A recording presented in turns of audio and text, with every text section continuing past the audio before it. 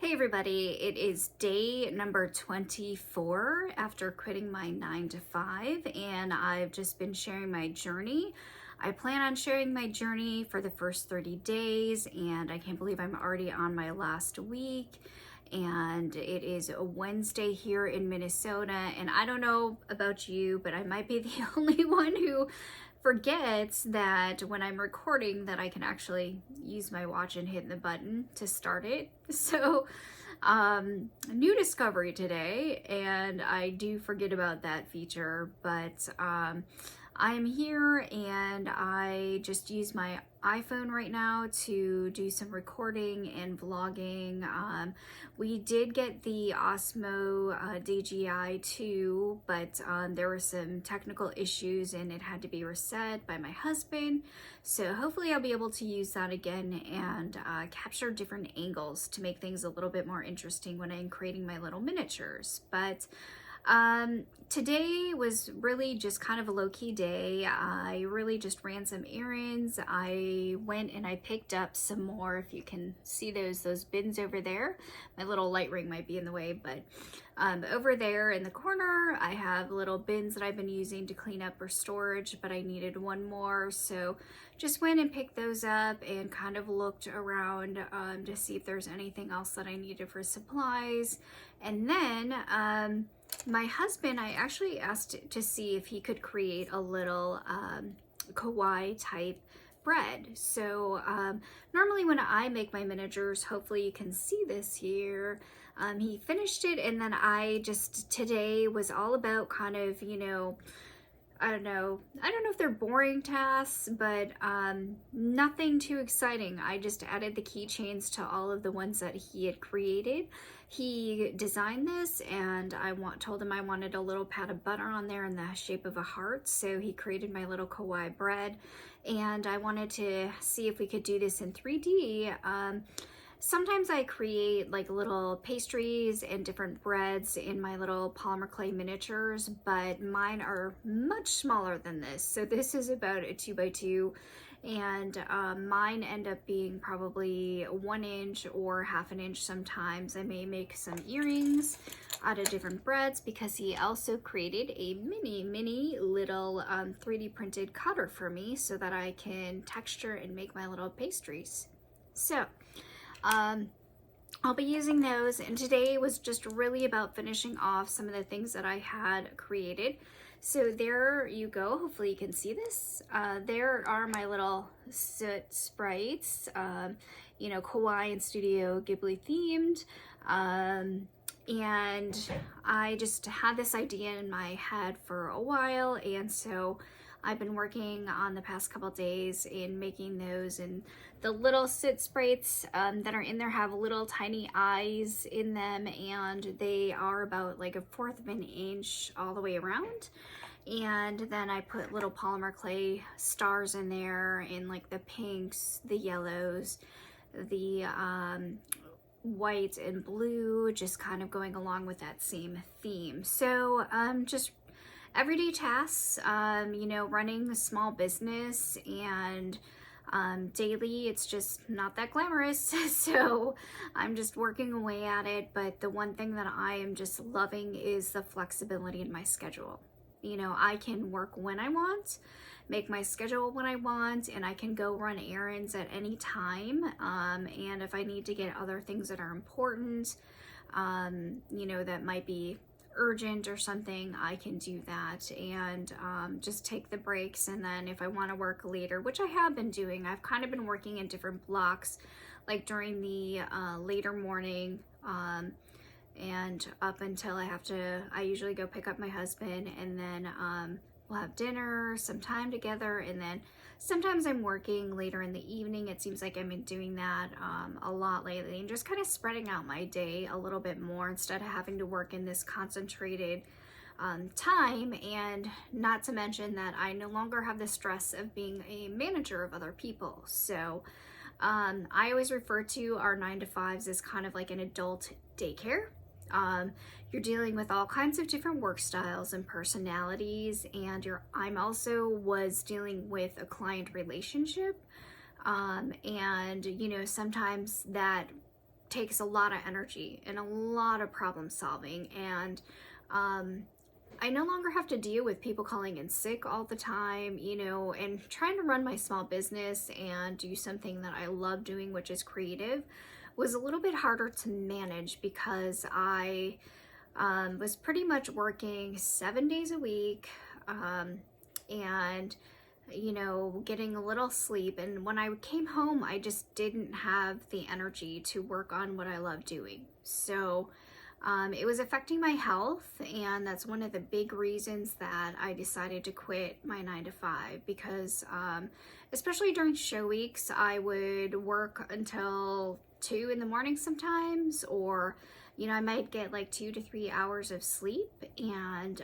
it's something that I really wanted to do, but I kind of sacrificed my health because I kept getting sick a lot. I just was really run down because I was getting such a little sleep, and just not having that flexibility. I'd get all of these ideas during the day, and I would have ideas, you know, maybe during the quieter times at work, but I couldn't actually act on them. By the time I got home, I would come home, sit down. I would actually literally fall asleep sitting on the sofa, and then I would get up, maybe have some dinner, and then I would work again until late into the night. So it's just having only one thing to do, and not having things compete, are great. On the other side, I knew that the month of February would be a little bit more financially challenging because, you know, the reason I'm creating all of these things during this month is because I didn't have anything in my stores. I didn't have anything ready for the events that are coming up. And we have some pretty big events that are coming up. We have the Geekcraft Expo in April, as well as the event at the beginning of April, which is at Canterbury Park in Shakopee, Minnesota. I'm trying the spring show again. I did do it before, but I did not make back the money that our booth space costs last time that I tried it. But having grown and not, you know, when I first started, I didn't understand things. There were many times where I did not make back my table because I didn't understand which shows I was going to, and they maybe weren't the right fit. So you have to kind of try things out when you're new. Don't give up just because you had one bad show. You have to keep going, and you have to just try things to see, you know, where people respond more to what you're creating. Another tip that I can offer you is if you're starting out and you're doing shows and events, or you're running a small business, is not only just trying out new you know, event hosters and coordinators in different events, but it's also just trying to figure out, you know, the range of products that you need to carry. There's many a times where, like for example, at that spring show that we're going to be at, the crowd that's there is mostly, they're more like craft, I would say crafty, and craft seeking people. And people who maybe have like higher end like gallery art pieces may not sell much there because people may not be able to afford some of the prices. So the best thing that I can recommend when you're new is to have all tiers of things to sell, so that you have kind of the lower end. If somebody wants, you know, a smaller version, it could be a small print, it could be a keychain, it could be a sticker, it could be a notebook, it could be sticky notes, any of those smaller tier items that they want to get something of yours because they think your work is amazing, but some of them just, especially nowadays, can't afford it. So it's like, I'd rather have somebody appreciate and take something home, and, you know, kind of remember the event, and versus, you know, having only high end, because then you might not have the same kind of experience and you might be disappointed with it.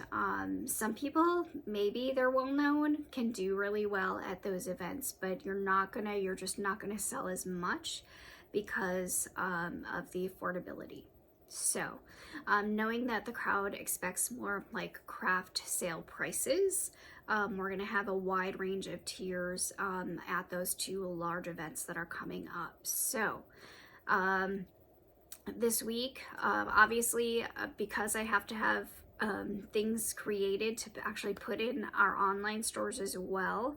I've been putting 1 or 2 pieces that I've been showing in my vlogs for these past couple days. It's just like a couple 1 or 2 pieces, and I'm lucky I got those up because I do want to save the majority of what we have for some of our first shows that are coming up and for some of those bigger shows. But because I have a little bit more time, hopefully I'll be able to actually up the inventory even more online so that I'm not running into that problem that I had all last year of just kind of, which is a good problem to have, of selling out of my things and not having anything to put online. So hopefully I'll be able to put up more of our, I would say like our best seller pieces up online and share those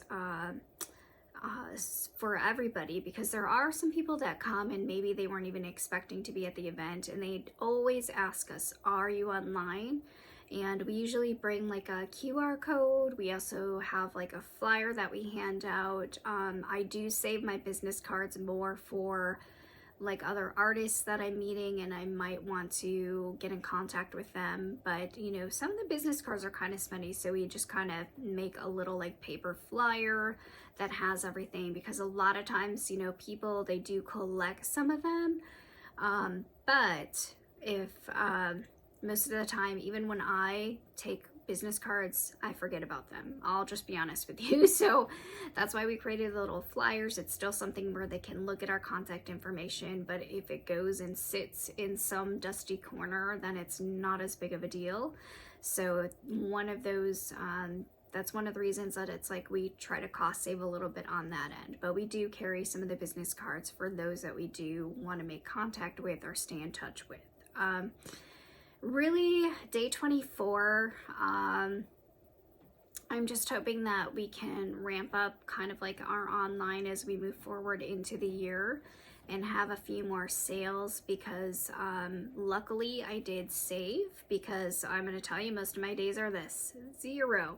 So we're working on maybe promoting ourselves a little bit more on social media. I've created this channel. People will also, we do get a lot of people looking at our site once we go to an event as well. So hopefully some of those who maybe weren't expecting to be at the events will be able to make those purchases later, or maybe they wanted something else but they couldn't do it at that time. And then that way I have another option available for them. So that's just kind of the update for this day 24. I'm going to be continuing all the way up to day 30, and then we'll see kind of what the schedule is going to be. Hopefully I can keep doing like little videos so that you can see what I'm creating and how I create them.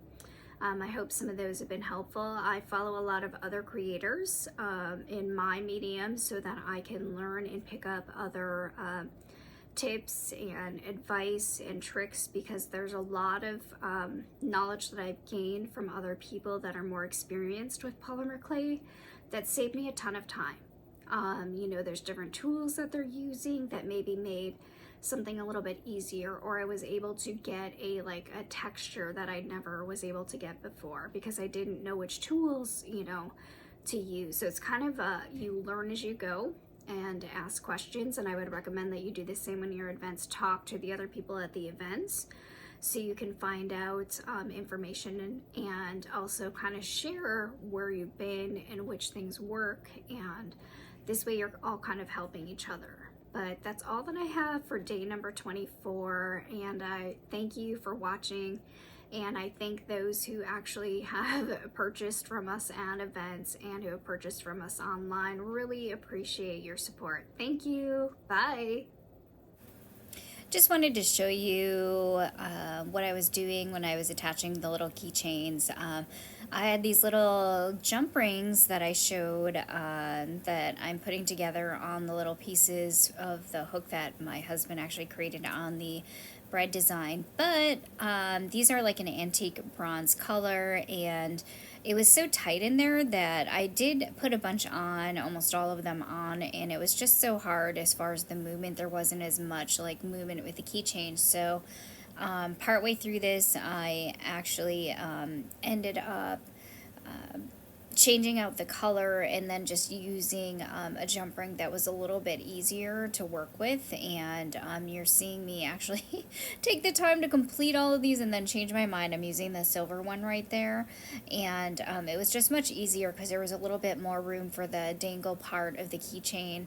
And I'm taking them all apart again, and I'll use those on different keychains or bubble tea, resin bubble tea things that I make. So I'm just trying to fix them and take off the old ones and then put on the ones that work a little bit better in the silver color. And then I was finishing the little soot sprite earrings and just putting on the little clasp earrings, the new style that I received, and getting those ready. And then I printed out with my printer.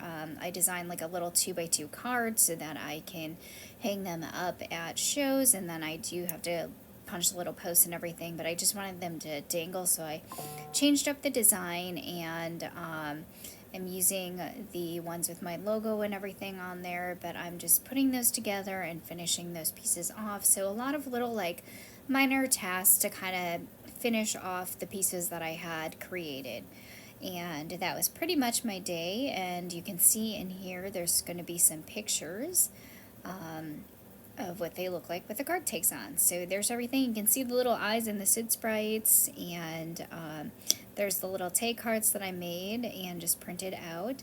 And then there's the little breads once they're all finished. That's all that I have for day 24. Thank you everybody for watching. Please hit the bell and subscribe. Bye!